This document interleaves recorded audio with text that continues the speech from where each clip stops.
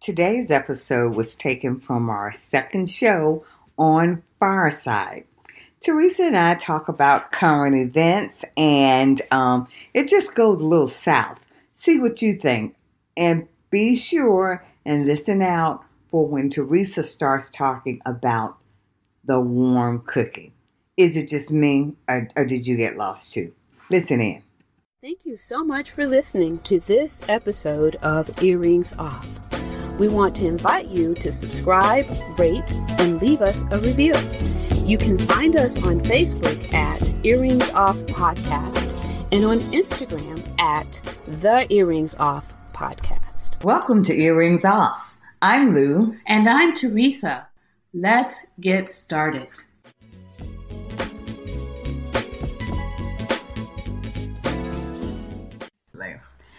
So, Teresa, let's talk about some current events that have happened lately. Tell you, it's been a lot going on. It's been a lot. It's been a lot going on. And it's funny, I think Rashana mentioned something about suicide. Yeah. And the thing that caught my attention this week is about NCAA athletes committing suicide. So there was a young lady who posted on social media that she was going to, she was saying goodbye. Now, was that the one in Virginia here? Because there was recently one here. She was not in Virginia. Oh, okay. And I didn't note, Southern University is where she, so in Louisiana. Oh, okay. Yeah. Wow. And so she announced it on social media and then she went through with it, right? And, you know, what struck me in that story when I read it was that no one had a clue. And I think even in the letter that she wrote, she hid it so well that she was not happy, right? And she just couldn't go on any longer, and she took her life, right? Wow. And so what that particular story brought out was all of there had been 3 within a week of one another. NCAA, these are high performing student athletes, and they were actually clicking on all cylinders. So they were great athletes. They were academically great. You know, they just otherwise appeared to have so much going on. And, you know, they took this story, of course, resonated with me because of my daughter being an NCAA athlete in college, and running track and studying engineering was really, really hard for her.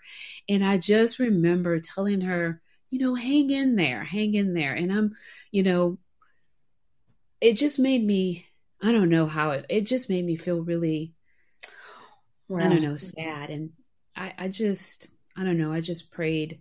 And I pray for all of the student athletes. It's really tough to perform at that level. And then the rigor of the academics that come with that. Yeah. You know, it's just a lot on individuals. And then I think if you throw social media in there, that also likely plays a part in it. Yeah. You know, I told you, remember, Nasheed's niece played basketball for VCU.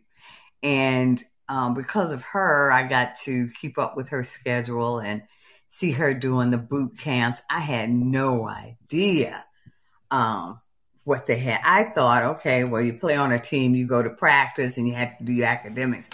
Oh my goodness, her schedule was ridiculous. Yeah. And doing the games and flying to games and all of that and just the conditioning. I told her when she finished, I had the utmost respect for her. I had no idea, you know, what they were dealing with. So you're right. That's a lot. But I tell you, a story that's just sort of made me pause this week was the one about the Vicky White, the prison official. Oh, wow. That, ran away with inmate Casey White. And when that happened, of course, unfortunately, she died. They captured them, but she died. But what struck me, because here is a woman who was a career correctional officer and was set to retire.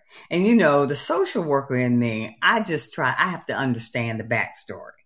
And I know everybody was angry and trying to, figure out what happened. But it's like what you said with the athlete, no one knew what was going on with her.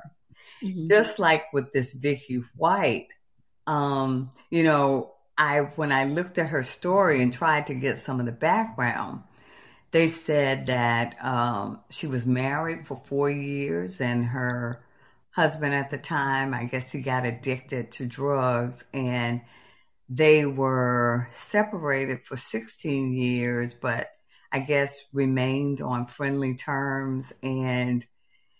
But he died a horrible death this past January of Parkinson's. Wow.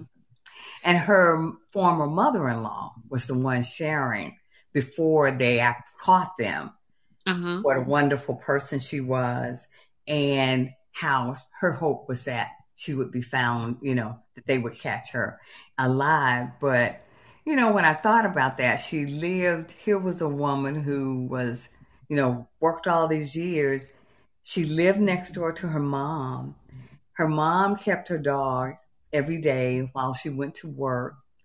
And then Vicky would pick up her dog when she got off work, walk the dog, and she'd eat dinner. And her mom said that was it. That's what she did every day. Every day. Yeah. And so I thought about that because, we've been reading so much about this pandemic and how much of an impact loneliness has played on people. Yeah. And the isolation and people being inside and just being desperate for attention. Mm-hmm. And Rashana talked a bit earlier about how, we maybe sometimes don't make the best choices. And that's not to excuse anything that she's done. But when I saw that, I just thought, that's sad. And I just hope, just like with the student athlete, that you have no idea what's going on with somebody that you interact with, that you see, that we just try to do a little better job of checking in on folks and seeing how they're doing. But that it's just a sad, sad tale, and it's easy to be judgmental. But when you look at the backstory, I think there was a lot of loneliness there and isolation. So it's just a very bad situation. But the good news that I saw this week was about the new press secretary making history, or was that last week? But it was recently. The Miss Corinne Jean-Pierre set to become the first African-American press secretary. Yeah, so, that's awesome news.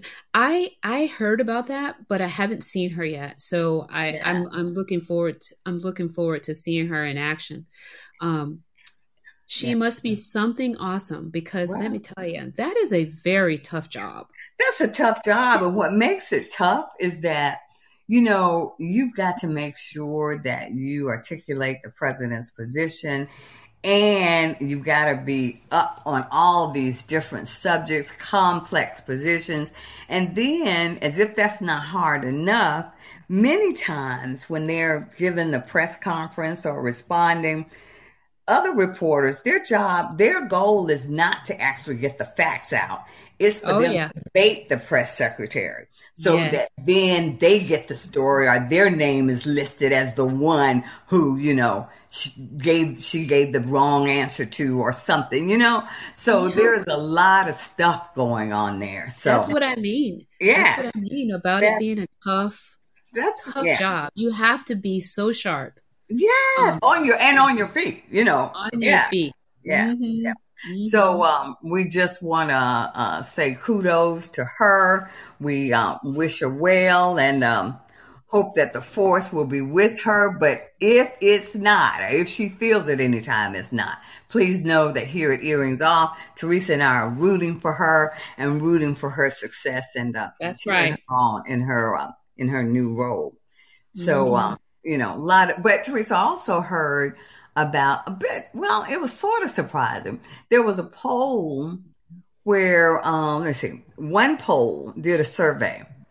And it showed that 65% of current business owners say they are living the American dream. Does that surprise you? That's very surprising, especially in this climate. Right. But I'm happy to hear it. Yeah. I mean, they said it's because of hard work, but then maybe it's some of what Rashana referenced earlier, just having, being your own boss. Mm-hmm. And you fail of success, it's on you. That's and right. You control your destiny. So maybe that's some of it. But yeah, 83% of them said that they were doing well financially. So I was a little that is surprised, amazing, but pleased by that. So there's hope for us.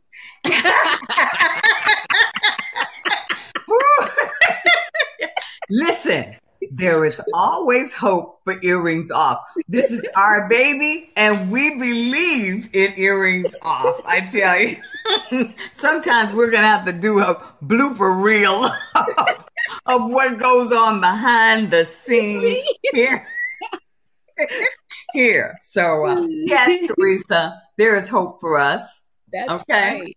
Yeah. But, a lot of good stuff. Also, read about this lady. Teresa, did you get any good news of current events? I'm just asking. I mean, you know what? Don't put me on Front Street like that in front of these people. I mean, is it You're the moderator? I'm just saying. So this next one I got from Teresa. Clearly. No, Lou, honestly, I did hear something. Lou, okay, pray tell, what would that be? I heard this on NPR, right? Okay. And have you heard of the show called Hidden Brain? It's a podcast. No. Okay. So there was a story that a woman sent in to that show, and she was hurt in an accident, a really bad accident that caused her to have her spine fused. And for some time, she could not walk without the aid of crutches. Literally, it was almost as if she was handicapped, but it was the process of healing that she had to go through.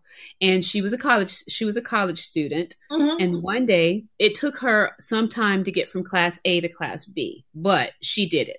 And so when she arrived in her class, the professor had already begun to teach. And she had her backpack on, and she had to maneuver between the seats with her crutches, the backpack, and her backpack tilted in a way that put her footing off, and she fell flat on her back, right? And the teacher, of course, stopped everybody. I was asking about happy news, but go on. This is a good story. Okay. Everybody in the class gasped, of course, as they would. The teacher rushed over to help her, and the last thing she wanted was that attention, right? So she was like, please, just give me a second. I will write myself. I will get to my seat and teach. Just continue teaching. She was so embarrassed because she was a college student. Right. Likely there was a cute guy in there that she liked. She didn't say that. I'm adding to make the story. But she was quite embarrassed. So she sat down in class and could not focus because she was still suffering from the embarrassment, right? So she got through the class, went to the library, right? And was studying, and there was a partition between her and the person on the other side. And she said a hand reached around and placed 2 warm cookies on her desk. And she looked around, and he said, this might be a blooper reel, folks. I don't know. But go on, Teresa. Shut up, Lou. And the guy said to her, I was in class today. That's all he said. And she said, thank you. Right?